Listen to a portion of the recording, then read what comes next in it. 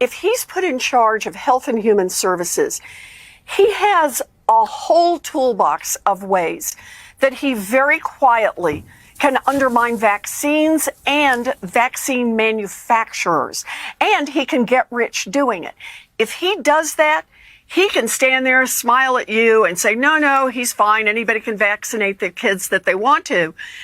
But he literally could bankrupt the vaccine manufacturers with the power he will have. And since he's got a financial incentive to do that, we cannot trust him in that job. We recognize Senator Warren via WebEx. Thank you very much, Mr. Chairman, and thank you to Admiral Fowler and General Van Herrick for being here today. We appreciate the work that you're doing.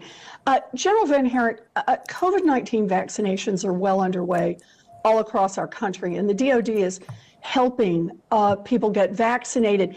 Each day, millions more Americans are receiving hope in the form of these vaccines as we move closer to defeating this pandemic. But the data show that the vaccines aren't reaching every community equally. Death rates for Black Americans and Native Americans, Native Alaskans, are nearly twice as high as the death rates in white communities. But the vaccines have disproportionately gone to white Americans. Although vaccine demographic data are incomplete at this point, it appears that only about 7% of the 65 million administered doses have gone to Black Americans.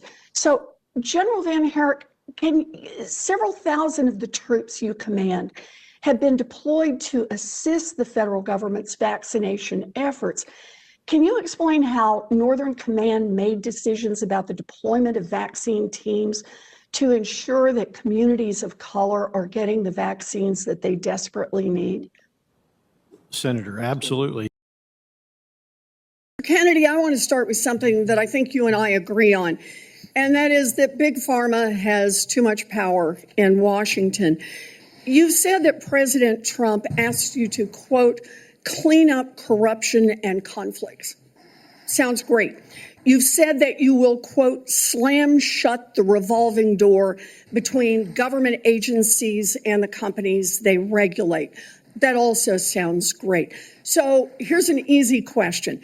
Will you commit that when you leave this job, you will not accept compensation from a drug company, a medical device company, a hospital system, or a health insurer for at least 4 years, including as a lobbyist or a board member?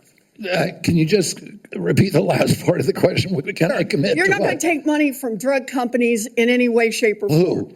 Me? Yes, you. Oh. Yeah, I'm happy to commit to that. Okay, good. That's what I figured. I said it's an easy question to start with. Can't be for one and not for the other.